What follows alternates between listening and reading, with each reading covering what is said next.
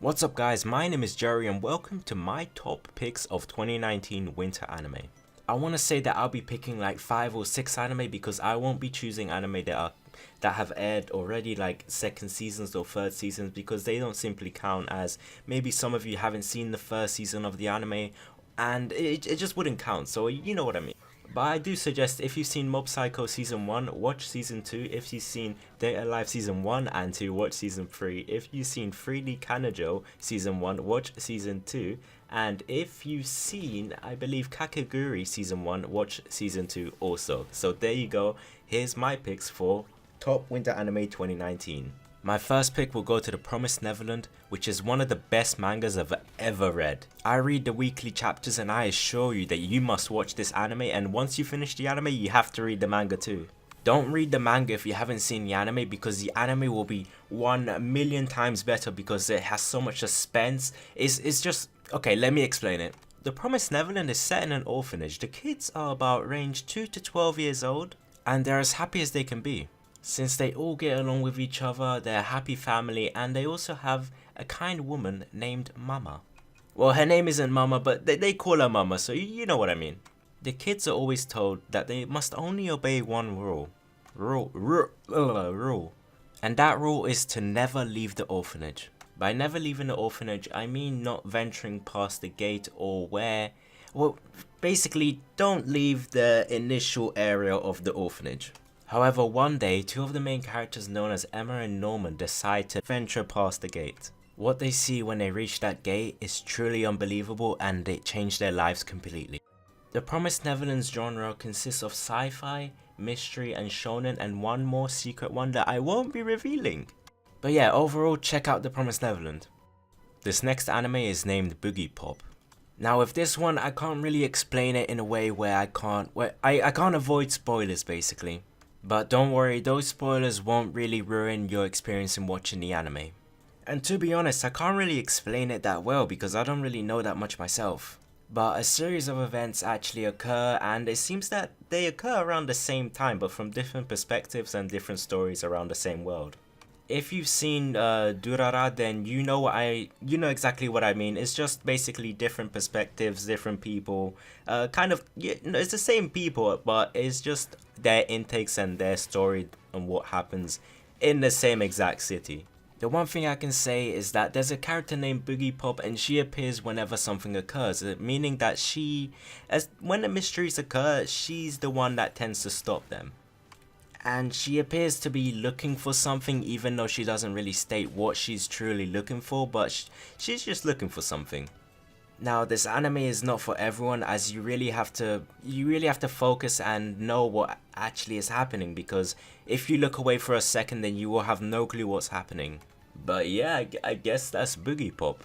Since we're around the midway of the video, I'd like to say that around the animes that I've put in this list, there's about, I think, 5 to 7 eps between all of them at this current moment.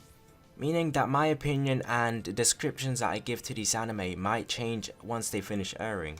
Anyway, let's get to the next pick, and that is Domestic na Kanojo, or Domestic Girlfriend. This anime is the story of our main character known as Natsu Fuji. Our main character over here is in love, and you'd think that he's in love with a student, but no, he's in love with his teacher. Since the barriers of a student and a teacher, you can't really date your teacher because she'd get fired or you'd get in trouble, you know what I mean, so there's a lot of barriers between them. With him knowing that, he attempts to forget his feelings by going in a mixer with his classmates. He meets a girl named Rui Tachibana in a mixer. One thing led to another and they ended up having... Once they have...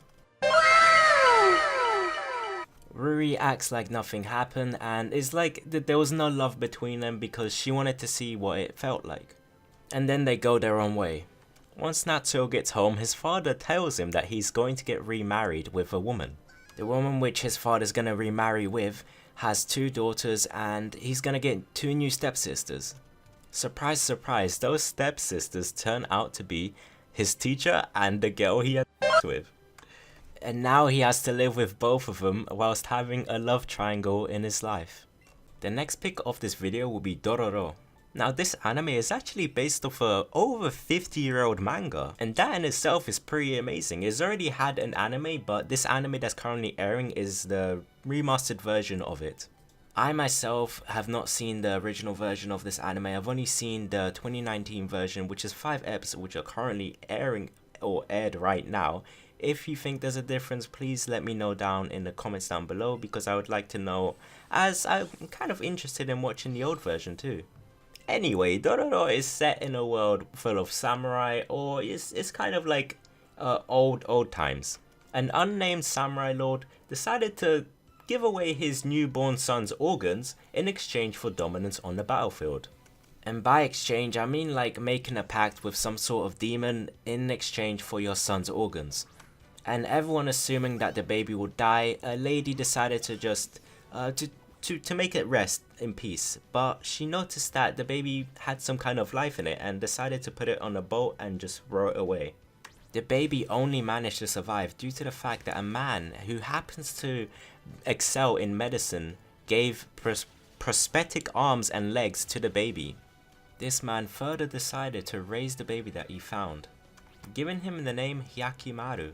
One day, Hyakimaru and the man were just venturing around the forest and a random demon attacked them. Since Hyakimaru was raised to know how to use a sword, he attacked the demon and defeated it swiftly. Oh, I'd also like to say that Hyakimaru was blind, so he could only sense the demon and not see him.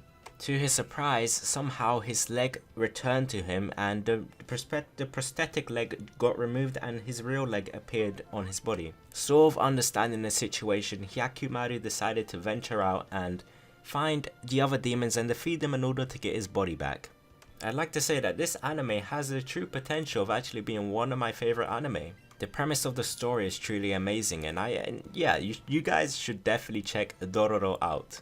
My last pick for this video is going to be Tate no Yusha. Now, Tate no Yusha is an isekai anime about 4 people being transported to another world. Those 4 people, without their consent, have been given the burden of being heroes within that world. Each hero wielding a different weapon of sorts. One wielding a sword, another wielding a spear, another wielding a bow, and last but not least, one wielding a shield. And our main character, of course, is wielding a shield. The world they were spawned in is kind of similar to a game, or yeah, it's basically a game. This is relevant due to the fact that there are monsters within that world that they were spawned in. Stronger monsters come in waves which happen every now and then within the world. Therefore, these heroes were tasked with the mission of defeating every wave that occurs within the world. Our main character, being a shield hero, has no way of attacking his foes, and the only way of him actually fighting is protecting himself. Oh, I'd like to say that each of the 4 heroes have been given party members, including the shield hero, although these party members decided to join the team of their choosing, kind of leaving off the shield hero with only 1 party member. Long story short, the party member that decided to join the shield hero turned out to betray him, take his money, and accuse him of.